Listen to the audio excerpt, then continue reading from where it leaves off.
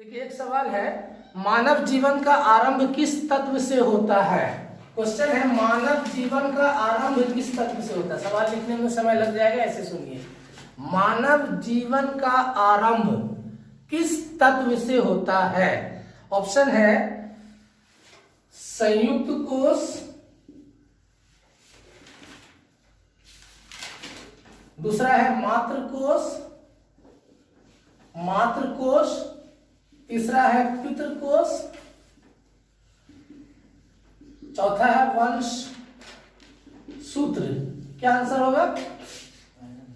मानव जीवन का आरंभ किस कोष से या किस तत्व से होता है। थोड़ा सा सेंस लगाइएगा, आंसर हो जाएगा।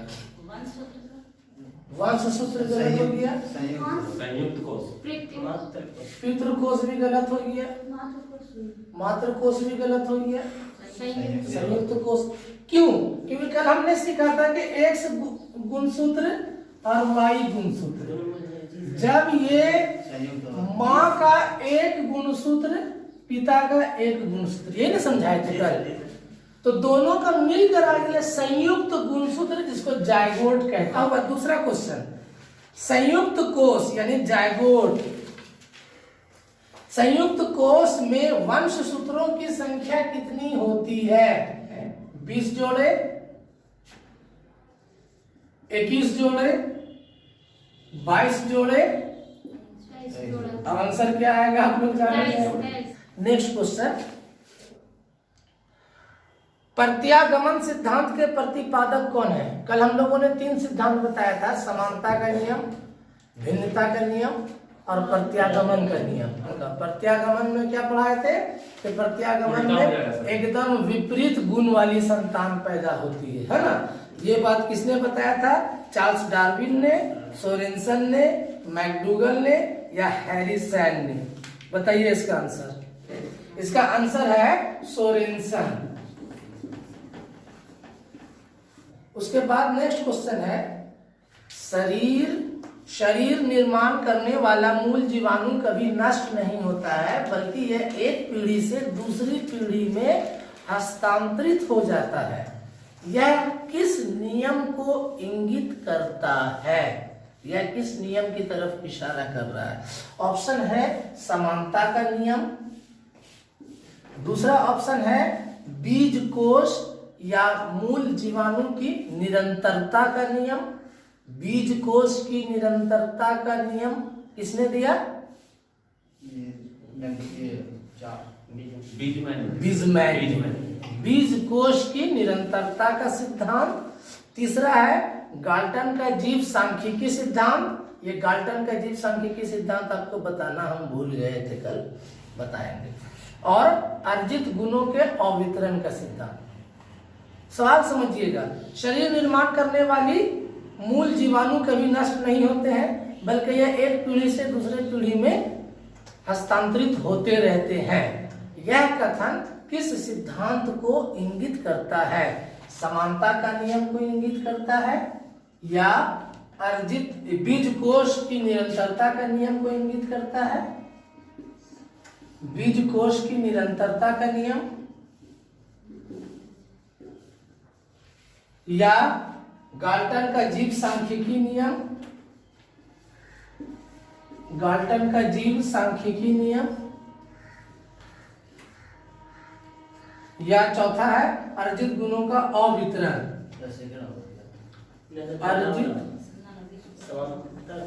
अर्जित गुणों का अवितरण कौन सा आंसर होगा? हमको लगता है सर बीज कोष का लग रहा है और एक अर्जित वाला लग रहा है। अर्जित गुणों का नहीं, अर्जित गुण की अवितरण कह रहा है, अवितरण है इसलिए नहीं होना चाहिए। आप लोगों का आंसर सही है, ये बीज कोष की निरंतरता का नियम। यही तो कह रहा है कि प्रत्येक पीढ़ी में गुण जो है हस्तांतरित हो जाता है, डिट्टो। मान लीजिए कि 10,000 गुण हमारा अगली पीढ़ी में गया, 10,000, वो 10,000 उजागर हो ये गारंटी नहीं है, लेकिन जाता है। यही तो गाल्टन ने डिटेल बताया है अपने जीव सांख्यिकी थ्योरी में। सर बीज कोष को अगर हटा करके एग्जामिनर अगर दो और लैमार्क गुणसूत्र कर देगा। लैमार्क का और मेंडल का दे देता था, उसी को क्या करते टिक मारते सर। बीजे कोश को निरंतरता में वो भी आ रहा है ना दोनों। नहीं, बीज कोश में इसी को मारे। निरंतरता जो है वही है कि हाँ, चलता रहता है। निरंतरता का सिद्धांत इन्हीं का, इन्हीं के अनुसार प्रत्येक पीढ़ी में जो है गुण जो है हस्तांतरित होते रहता है, निरंतर हस्तांतरित होता है, रुकता नहीं है। एग्जाम्पल ऐसे समझ सकते हैं, मान लीजिए कि किसी खानदान में सफेद दाग है, उसकी बेटा को नहीं हुआ, तो इसका ये मतलब नहीं होता है कि उस बीमारी का गुण उसमें नहीं गया।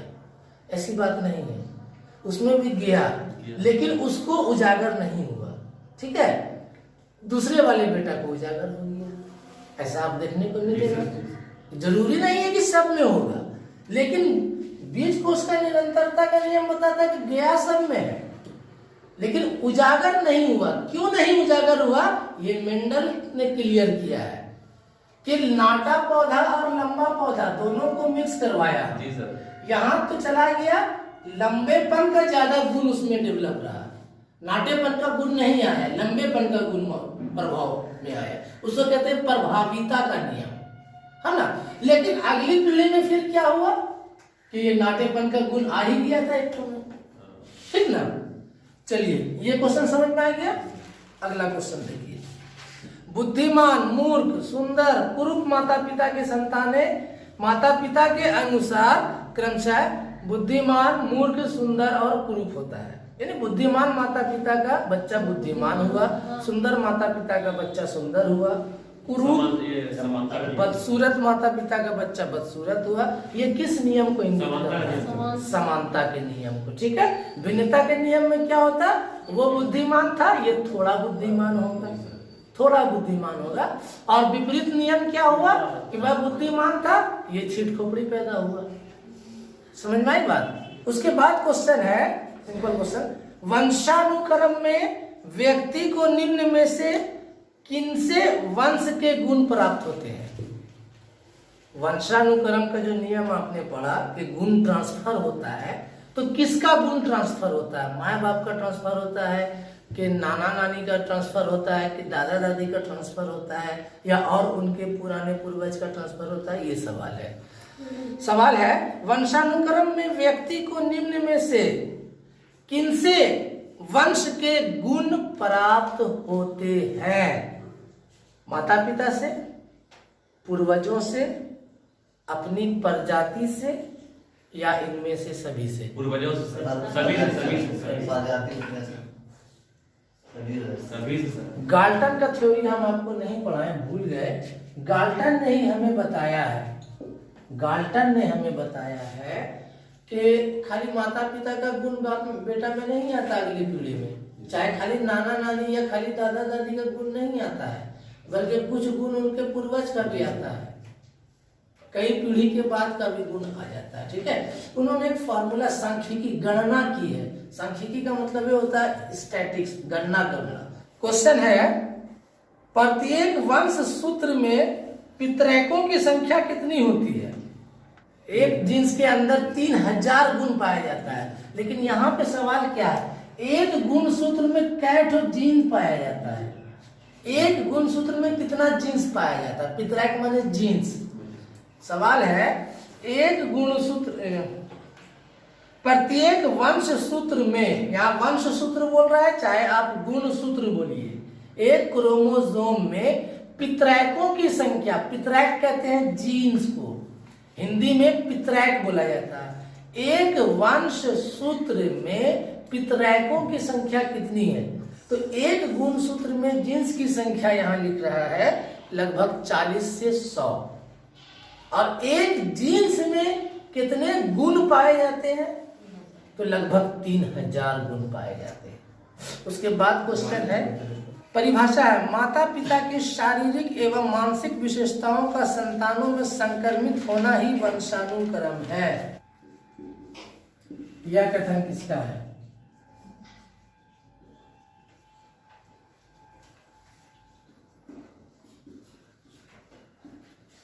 दो गुण पर इन्होंने चर्चा किया, शारीरिक गुण और मानसिक गुण। माँ बाप का शारीरिक और मानसिक गुण उसके अगले पीढ़ी में जाना, इसे ही वंशानुक्रम कहते हैं। ये कथन किसका है? जेम्स ड्रेवर का है, या B.N. झा का है, या रूथ बेंडिक्ट का है, या पीटरसन का है? B.N. झा का नहीं, B.N. झा का अलग है। पहला वाला सर। B.N. झा का जो है उसका भी हम लिखा देंगे परिभाषा। B.N. झा ने हमें कहा है कि माता पिता के सभी गुणों का योग ही वंशानुक्रम, योग पर उन्होंने चर्चा किया। सभी गुणों का योग लिखा देंगे अभी B.N. झा का भी। तो इसका आंसर होना चाहिए, एक क्वेश्चन था B.N. झा ऑप्शन, दूसरा है रूथ बेंडिक्ट, तीसरा है जेम्स ड्रेवर, और चौथा है H.A. पीटरसन। हाँ, इसका आंसर ड्रेवर होना चाहिए, 3 का C। ठीक है, सही आंसर है इसका जेम्स ड्रेवर।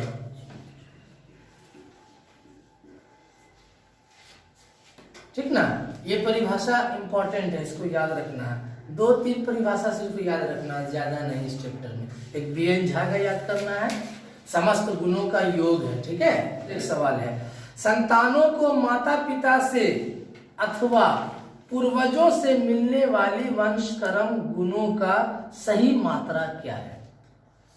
संतानों को अपनी माता पिता से अथवा पूर्वजों से, पूर्वज में दादा दादी, नाना नानी, उसके दादा दादी, उसके दादा दादी सब आ गए।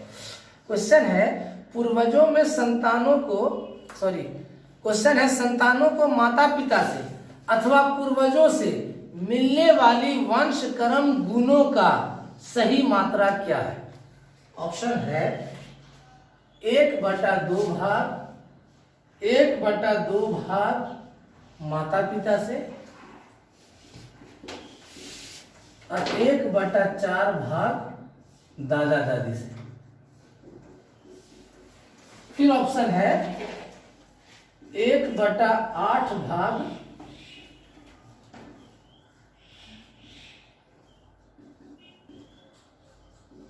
परदादी से, फिर है 1/8 भाग अन्य पूर्वजों से,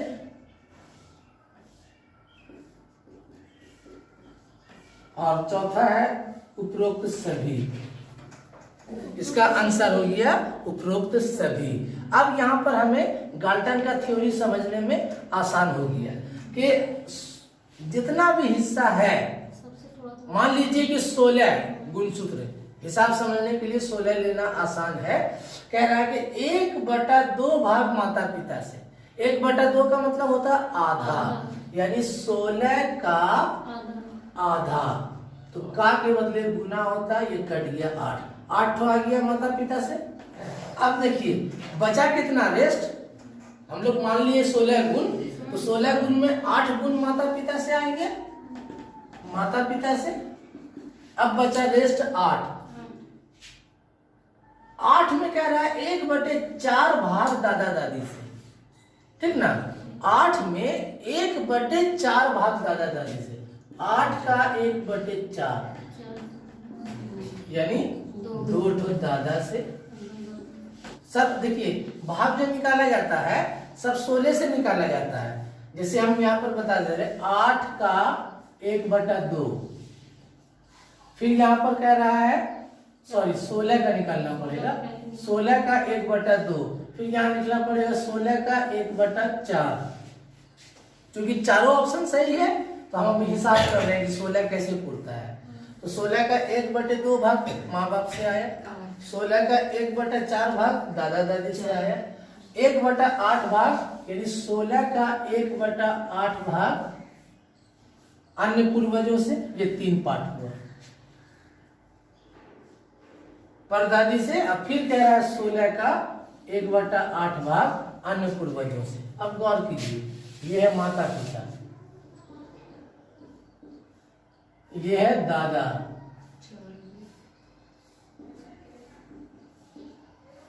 ये है अन्य पूर्वज, और ये है ये परदादी है, परदादा,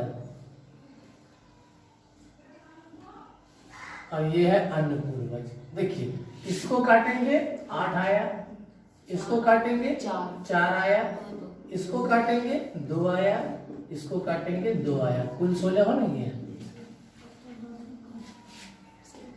समझ में आई बात?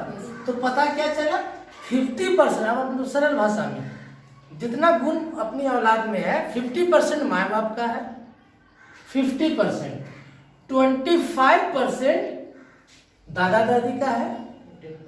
अब तो 75% हो गया। अब 25% जो बचा तो 12.5% परदादा परदादी से और 12.5% अन्य लोगों से, यानी चौथी, पांचवी, आठवीं पीढ़ी का पुराना कहीं भी। ये क्लियर है? परसेंटेज में अगर हम लोग जान लेंगे तो माता पिता 50%, दादा दादी 25%, ये हो गया 12.5%, ये हो गया 12.5%। सर नाना नानी का कितना आएगा सर? उसी में सब इसी में आ गया, दादा दादी नाना नानी सब इसी में आ गया, अन्य में आ गया ना नाना नानी। ये थ्योरी हमें किसने समझाया है? गाल्टन ने। गाल्टन के सिद्धांत को क्या कहते हैं? सांख्यिकी सिद्धांत। सांख्यिकी सिद्धांत करके नाम याद रखिएगा। चलिए अब नेक्स्ट क्वेश्चन है, तुम मुझे नवजात शिशु दे दो, मैं उसे डॉक्टर, वकील, चोर जो चाहे बना सकता हूं। यह कथन किस मनोवैज्ञानिक का है? इसका बीज में बता। नहीं, ऑप्शन सुनिए। पी जिसबर्ट, दूसरा वाटसन, तीसरा लॉन्गफील्ड, चौथा जॉन लॉक। वाटसन सही है ना? मुख्य रूप से ये कहने का इसके मतलब क्या है? ये दिखा रहे हैं कि वातावरण का कितना प्रभाव है। हमको जो बनाना है वातावरण, उसको माहौल देकर बना सकते हैं। ठीक है। एक क्वेश्चन क्या है कि तुम मुझे नवजात शिशु दे दो, मैं उसे डॉक्टर, वकील, चोर जो चाहे बना सकता हूं। यह कथन किसका है? आंसर आपको याद रखना, वाटसन का। क्लियर है? नेक्स्ट क्वेश्चन में आइए। एक क्वेश्चन है, तीव्र बुद्धि के माता पिता की संतान मंद बुद्धि और मंद बुद्धि माता पिता की संतान प्रखर बुद्धि होती है। प्रखर माने तेज, प्रखर बुद्धि की होती है। यह कथन किस सिद्धांत को व्यक्त कर रहा है? गलत। सर बीच वाला भिन्नता का नियम था। भिन्नता का नियम। तेज गलत हो रहा है, वही तो सही लग रहा है। नहीं, इसका आंसर दिया हुआ प्रत्यागमन का नियम, उसका आंसर सही हो गया। उसके बाद क्वेश्चन है, बीजमैन ने कई पीढ़ी तक चूहों के पूंछ काटते रहा। ये हम लोगों ने पढ़ा, चूहों के पूंछ काटते रहा, लेकिन कोई भी पीढ़ी में पूंछ विहीन चूहा पैदा नहीं हुआ। हर पीढ़ी में पूंछ निकलता ही रह गया। यह प्रयोग किस तथ्य को प्रमाणित करता है? ये तो टॉपिक समझाया हुआ भी है। इस एक प्रयोग के जरिए बीजमैन ने लेमार्क को क्या समझाया था? बीजमैन ने कई पीढ़ी तक चूहे की पूंछ काटते रहा, लेकिन कोई भी पीढ़ी में पूंछ विहीन चूहा पैदा नहीं हुआ। यह प्रयोग किस तथ्य को प्रमाणित करता है? ऑप्शन, माता पिता के अर्जित गुणों का संक्रमण सदैव संतानों में होता है। दूसरा, मूर्ख माता पिता की संतान मूर्ख ही होती है। तीसरा, यदि कोई व्यक्ति कोई भाषा सीख ले तो यह निश्चित नहीं है कि उसकी संतान भी भाषा बोलेंगे। चौथा, उपरोक्त सभी कथन अव्यावहारिक है, यानी बेकार है। कौन सा आंसर सही है? यही लगता था। पहला सही होगा। पहला में फिर से एक बार पढ़ते हैं। माता पिता के अर्जित गुणों का संक्रमण सदैव उनकी संतानों में हो रहा है, तभी तो कई पीढ़ी तक पूंछ काट भी दिया फिर भी पूंछ निकल ही रहा है। यही तो हुआ बीजकोश की निरंतरता का सिद्धांत। बीजमैन ने हमें जो सिद्धांत दिया, उनके सिद्धांत का नाम है बीजकोश की निरंतरता का सिद्धांत। इस सिद्धांत के अंतर्गत बीजमैन ने हमें समझाया है कि एक पीढ़ी का गुण उसकी अगली पीढ़ी में सदैव पूर्ण रूप से हस्तांतरित होता है।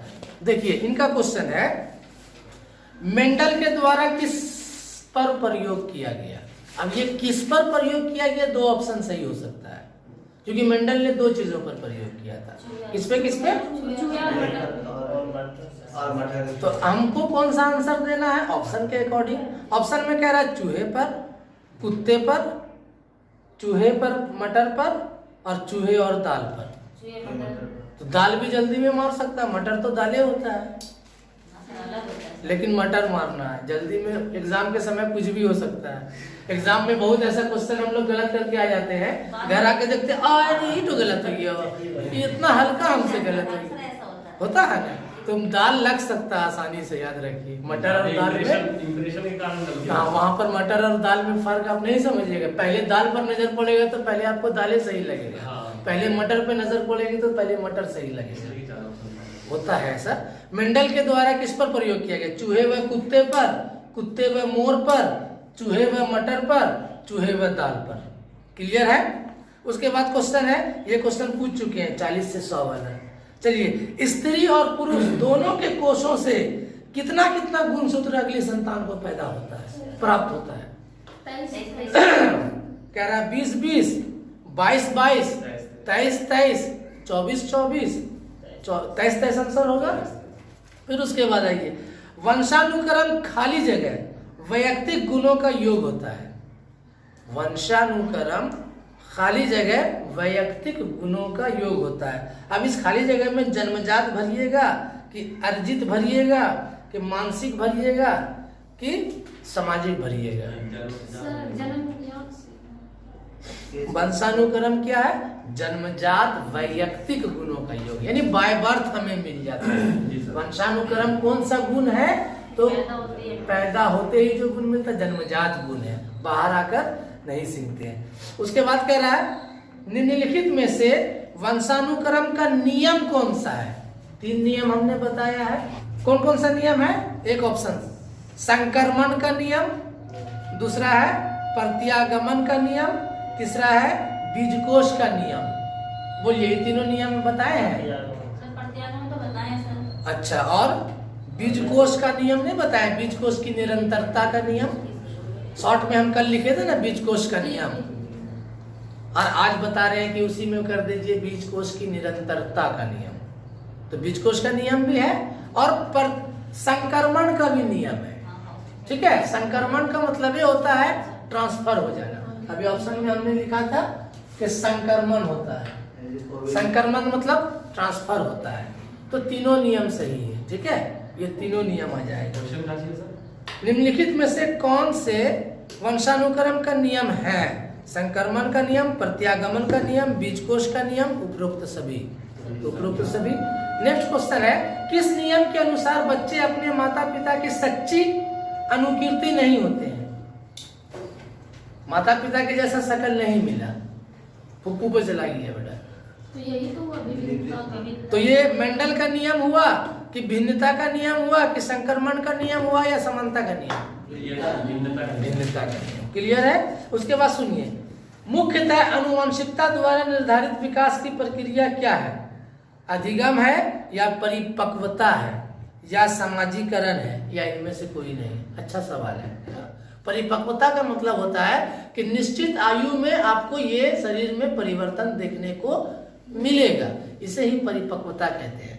नेक्स्ट क्वेश्चन है कि सामान्य पुरुष में, जनरली पुरुष में XY गुणसूत्र होते हैं, जबकि सामान्य महिला में खाली जगह गुणसूत्र होते हैं। X गुणसूत्र, XY गुणसूत्र, X गुणसूत्र या X गुणसूत्र, डबल X। उसके बाद क्वेश्चन है, सामान्य रूप से संयुक्त कोशिका में, संयुक्त कोशिका मतलब वहां से आया वहां से आया, दोनों मिलकर संयुक्त हो गया, माँ बाप दोनों। संयुक्त कोशिका में गुणसूत्र के कितने जोड़े होते हैं?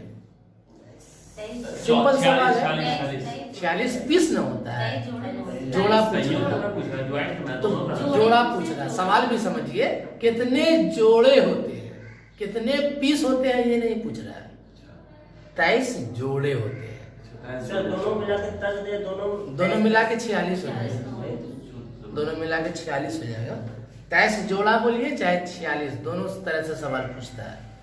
सामान्य पुरुष में कितने गुणसूत्र होते हैं? ऑप्शन में रहेगा 23 जोड़ा, ऑप्शन में दूसरा रहेगा 46, तो आंसर क्या मारिएगा? दोनों मारना होगा। जोड़ा होगा तो दोनों नहीं सर सर दोनों ना होगा। पहला ऑप्शन रहेगा 23 जोड़ा और दूसरा ऑप्शन रहेगा 46 पीस और तीसरा ऑप्शन रहेगा दोनों, तो दोनों मारेंगे। चौथा ऑप्शन रहेगा कोई नहीं। बुझे बात को?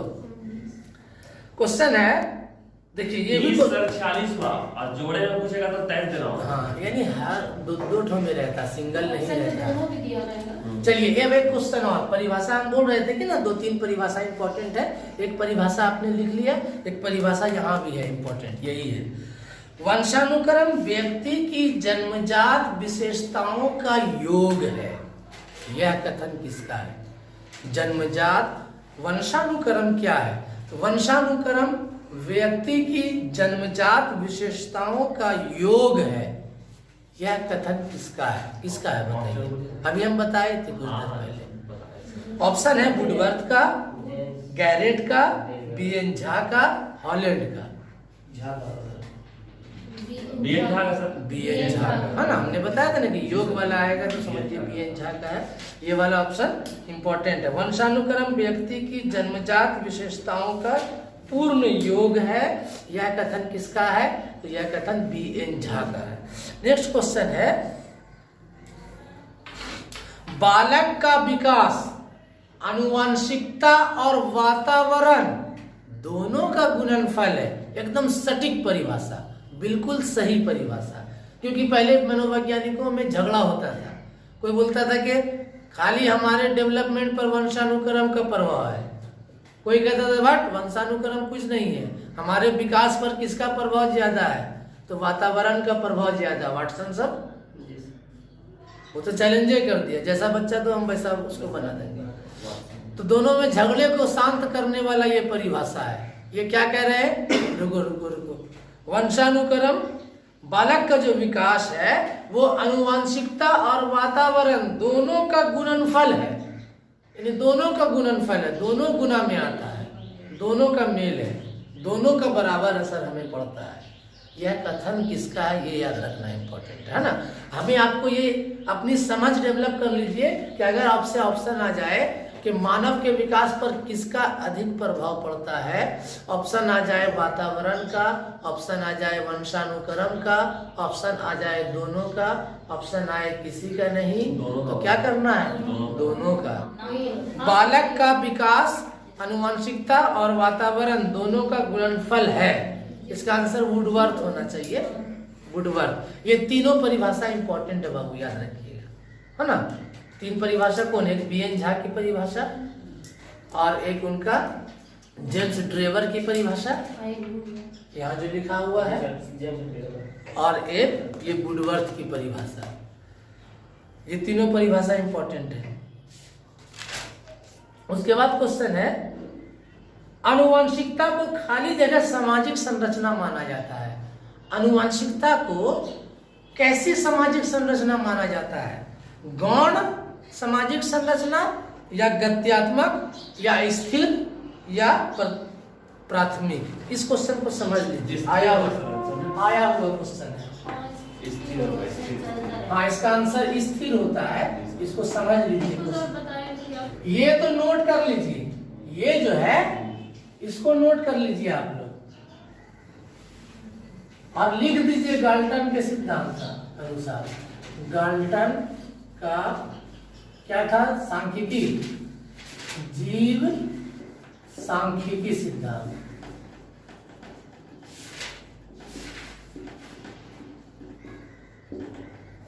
देखिए क्वेश्चन आ ही गया है। मानसिक विकास को प्रभावित करने वाला कारक कौन है? मानसिक विकास को प्रभावित करने वाला कारक कौन है? वंशानुक्रम, परिवार का वातावरण, परिवार की सामाजिक स्थिति या उपरोक्त सभी? उपरोक्त सभी होगा। किसी को नहीं दीजिए, ना तो वंशानुक्रम को दीजिए ना वातावरण को दीजिए, बल्कि दोनों जिसमें आए वही दीजिए। उसके बाद कह रहा है क्वेश्चन, निम्नलिखित बीमारियों में से कौन सी बीमारी आनुवंशिक बीमारी है? निम्नलिखित बीमारियों में से कौन सी बीमारी आनुवंशिक बीमारी है? खसरा, पीलिया, डायरिया, रंगों को पहचानने की अंधता, शॉर्ट में लिखा हुआ रहेगा वहां पर वर्णांधता। यहाँ पर तो खोल के लिख दिया है रंगों को पहचानने की अंधता, लेकिन वहां इतना आसान नहीं देगा, वहां लिखा हुआ रहेगा वर्णांधता। वार्ड में का मतलब रंग होता है सर। हाँ, कलर ब्लाइंडनेस। कर दिए। चलिए इसका सही आंसर यही है। लास्ट क्वेश्चन, मानव व्यक्तित्व का परिणाम है। आपका अभी जैसा व्यक्तित्व है, आपकी बोली, आपका इखलाक, आपका विचार, आपका कद काठी, ये किसका परिणाम है आपसे पूछ रहा है। आप अभी जैसे हैं ये किसका परिणाम है? वातावरण। ऑप्शन कह रहा है पालन पोषण और शिक्षा का, आनुवंशिकता और वातावरण की अंतःक्रिया का, या कह रहा है केवल वातावरण का, या कह रहा है केवल आनुवंशिकता का। अंतःक्रिया सर, अंतःक्रिया। सेकंड वाला, यानी वातावरण और आनुवंशिकता दोनों की अंतःक्रिया का परिणाम है ना।